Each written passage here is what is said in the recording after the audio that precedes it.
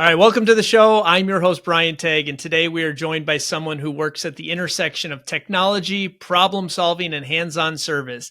Eli Hendrickson, an ASIC repair specialist based in Denver. Eli provides repair and support for high-performance computing hardware to clients around the world, and he's known for his precision, reliability, and deep technical skill.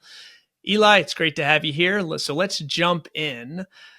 Before we go too far, I know I said it as an acronym. How do you refer to it as in the industry? In the industry, we call them ASICs. It's kind of a catch-all term for the Bitcoin miner itself, but really the ASIC chip is just a chip on the board. Okay. And it does ASIC stand for something? Yes, it's an application-specific integrated circuit, sort of like the predominant method of mining Bitcoin these days. Mining Bitcoin. Okay, so there are many people in today's society. Bitcoin is like this magical unicorn creature that nobody gets to see or understand, or very few people find the Sasquatch in the jungle or whatever it is. It's almost like AI. It's new-ish. And so mining Bitcoin, what does that mean? Let's describe that to the people listening. Right. So we have these machines, these ASICs as we call them, that basically their entire job is to validate transactions on the blockchain. So if I send money to Brian and the rest of the world want to know if that's real money, that I sent him, and it has to be debited from one account, credited to another. So that's what these machines do, is they work around the clock to try to validate the transactions that people send to each other. And every 10 minutes is called a block, so they post those. Okay. And is it as simple as because I'm not in Bitcoin, I've been asked many times to invest into Bitcoin, and I know my strengths and limitations, and it's just something I have not touched at all. In full transparency, is it like having a bank account? Is it like having Chase or Wells Fargo? Do I have an account that holds my coins, my monetary bits, whatever you would refer to them as? You can have other like Bitcoin exchanges. They can custody that for you. I'm more of a self-custody kind of person where I want the wallet myself. But because it's a public ledger, it's not determined what system you have to use. You can hold it yourself, or you can put someone else in charge of it. But break it down even simpler, because I'm going to ask all the dumb questions here. Usually I'm very in tune with the guests on my show, but this I am not. So I will ask all the dumb questions that hopefully people are also thinking and wondering, and maybe provide some clarity for some people, which is very different than what I normally do on this show. So when you hold the wallet, what does that even mean? What does hold the wallet mean? Bitcoin on the blockchain is assigned to wallets, right? It's a series of cryptographic keys. So you have your private key, and then there's the public key that's available to everybody that you compare your private key against. So essentially the wallet is just private and public key cryptography that says that, this key that you have that the Bitcoin is credited to on the network actually does belong to you. How do you get into that? If I wanted today to start and open up a wallet or start a wallet or get whatever it is, I don't even speak the language. How would I get into that? So the best way for most people would be to go through an exchange such as Coinbase or Kraken. You'd open an account there, and then in the United States, you have to KYC, which, you submit your driver's license and things like that. There's other ways to get it, but for the average user, this is going to be the rail for it. Okay. And then once they approve your paperwork, then you can buy it from there. Okay, so let's go down that path. And then I wire over money, I write a check, I do an AHC deposit, like real dollars that I'm exchanging for coins, Bitcoins, what are they called? Yeah. And the exchange will give you a wallet, but they control that wallet. And I mean, I don't even know personally if they actually have the Bitcoin that I bought. So as soon as I get it, I want it off of there. So then you send it to yourself to the wallet you do control. Okay. And how do you control that? Do you control that through your cell phone? Is it a login and password? Like where does that lie? There's this thing called a seed phrase. It could be like 12 or 24 words, but it's the cryptographic hash for how it's generated. And as long as it follows the right protocol, you can make a wallet with, one company, and then later on retrieve it with those 12 words to another company's wallet or whatever, another maker. This is all digital currency is what it is digital currency. So you just have to know, just like your $20 bill that you put on your nightstand or that you put in a drawer of your junk drawer, you have to remember where you put the money too, because Yeah, and that's the trouble with self-custody, right? There's a lot of Bitcoin that ends up going into the void because people can't recover it. Wow, fascinating. Okay, so that's kind of Bitcoin 101 so far before, and then I want to get into what you do as well. So now I have this wallet, I have this monetary coin, Bitcoin. Now what can I do with that? How do I make money on that? Is it just like gold and silver and there's a rate, or do I go and spend it as currency? Yeah, because the markets are supply and demand. So I guess it really depends on where you're at, like as far as your Bitcoin ethos goes. There's a lot of people that try to transact strictly in it. They only deal with businesses that do that. And with new rails like Square and whatever Strike, it's a lot easier to convert cash into Bitcoin without having to do the conversion yourself. I can send you Bitcoin. You can choose to receive it in cash these days. So yeah, it's growing in utility value. It's adoption that needs to catch up a bit. So in theory, like you can go online and buy something. Right now, I can go and use a credit card. I can use a debit card. I can use ACH. I can sometimes use PayPal, right? Or um, Venmo, right? Those are all. So is essentially Bitcoin is just another form in theory that I could go in and say it's going to cost you 5,000 Bitcoins to buy this hamburger or whatever I'm buying. Is that accurate? Correct. The only difference is that there's no one telling you that you can or cannot do it. Like it's just transactional based on how the system works. So there's nothing stopping, if the government says neither one of us can do business, there's nothing stopping us from doing business in Bitcoin. It's borderless, permissionless. How is it valued? Because you hear about these Bitcoin surges, they go up and they go down, and people have made millions and lost their shorts. Like, is it traded like the stock market every single day, or who controls that? Kind of. It's a commodities market, right? It's a commodity with an inelastic supply. There's only 21 million Bitcoin there will ever be. We've mined about 19 million of it. The rest of it's going to take us until the year 2140. So you're dealing with a commodity that has an inelastic supply. And so it's mainly just supply and demand. People, they buy at a certain level and then they choose an exit point, maybe, up high. And if enough people have picked that same exit point, it starts a cascade back down to a support level. And then other people get in and then they pick another exit point somewhere else. So, it's just like any other commodities market, right? There's some people that'll hang on to things for a while and there's some people that work certain gains over, a predetermined period of time. And what's driving the rise and the falls? I mean, it might be a political question. I'm not sure, but what? What's I'm saying is that the more people that sell it, the more it goes down in price. Per 24 hours, the more people that buy it, the more it appreciates. So you get people that buy it like 70,000, they want out, right here at 90,000, right? But if a lot of people aren't selling here at 90,000 and people keep buying it, it'll drive the price up. Interesting. Okay, so go back to the mining. So what you do is you have these boards. Explain your kind of day to day, who you are, how you do this Bitcoin mining, and what your role in all of this ecosystem is. Well, these days, what I've mostly been focused on is oil and gas mining because, for example, in Colorado, where I live, it's illegal to flare the gas off the oil wells. And you have to remove the natural gas pressure in order to pump the oil out. The pressures underground are just too high, the oil won't come out. But there's no rails that they give us to do anything with it. They don't let us build new pipelines. They won't let us just burn it off into the atmosphere. So what we can do is we can turn it into power. We can't really easily sell the power back to the grid because it's derived from fossil fuels, but we can offtake the gas responsibly, with lower emission standards and stuff. And then we can get megawatts of power and oil production back going on the same pad, that would have been dead before. So that's where I got my start here with that. Yeah, so basically, if you can't get gas off of an oil well, then you can't, get the oil out. But at the same token, if there's no off taker for the gas, if there's nowhere for it to go, the oil just has to stay dormant, sometimes for years. Okay, and then where do you come into all of that? So what we do is we hook up generators to the gas supply, burn off the gas that way to relieve the underground pressures, and that enables them to pump the oil from underground.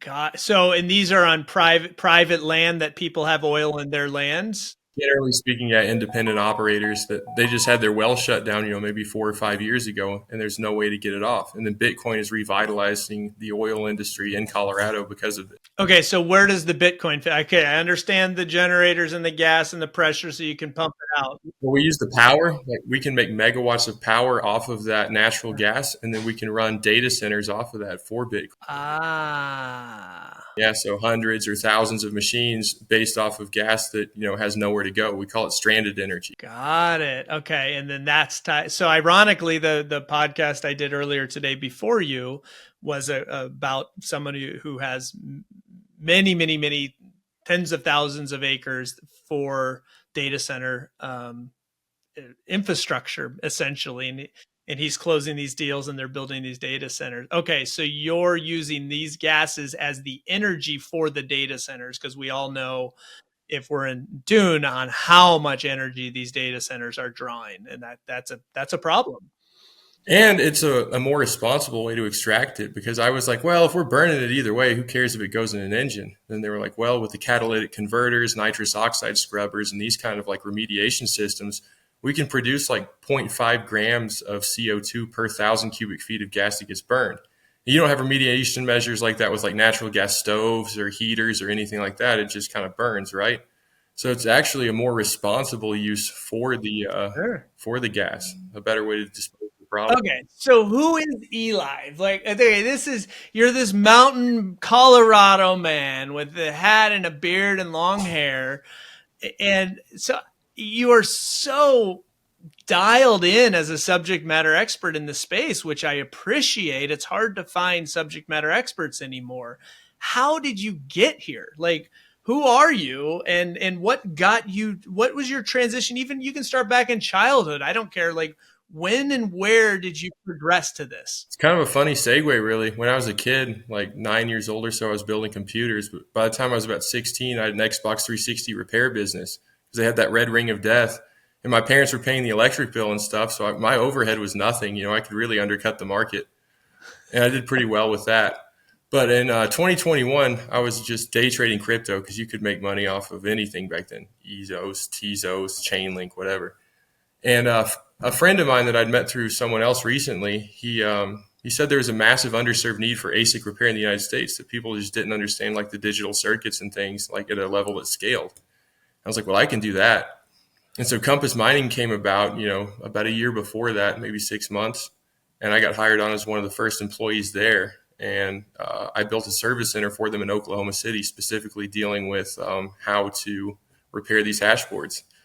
So I went to certification courses and things like that, learned warehousing, shipping and logistics, and I did a lot of site work at the same time too, deployments and relocations, driving trucks myself across the desert at times because it was that early of a startup. Man. But yes, they relocated me from Tennessee to Oklahoma to do that. And they relocated me again to Denver to build another set of service centers for them. And then I did a satellite one for them in Washington to handle something else. So all told, yeah, I've been in infrastructure here for a while, but yeah, it came from just being a kid and playing with electronics and saying, yeah, I mean, I can do that. I don't care what it is. I'll learn it. So how is your brain? So you just lock in, as these young kids say today. You focus on something. You can just learn and tinker and toy, or you watch the YouTubes, or do you just play, or a little of everything? Or There are no YouTube videos for things like that. Like I had to go to some Chinese certification courses and spend a lot of time in laboratories that I had built, actually, taking proper measurements with logic analyzers, oscilloscopes, networking with a very small community that exists that actually does this. So, no, there's no books you can read. There's nothing you can Google. Like you have to kind of have some sense about you, I guess, with those things. that's fast. I imagine, the money, you're in a super niche market. So I imagine the money, talk about supply and demand, is really good for you. Well, with ASIC repair, it's actually kind of a wash almost. Like you'll have some hash boards that come in that take maybe an hour to fix, and then some that take maybe 4 or 5 hours to fix. And when the labor costs outweigh the benefit, then those become unrepairable machines. Really, the metrics over about a year or two end up being that, it's better to do this large scale or small scale for yourself than it is to offer it out as a service. It's very difficult to make money doing that. Okay. And now are you operating for yourself?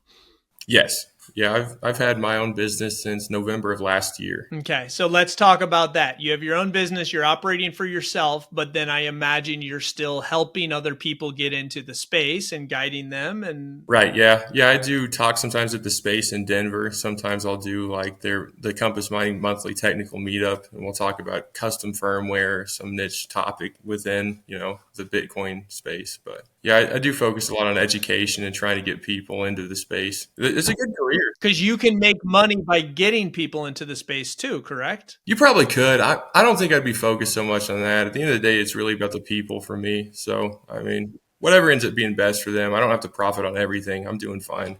Okay, but you have your own wallets and you have your Bitcoins going up and down in values and doing all that. That's where you're making good money.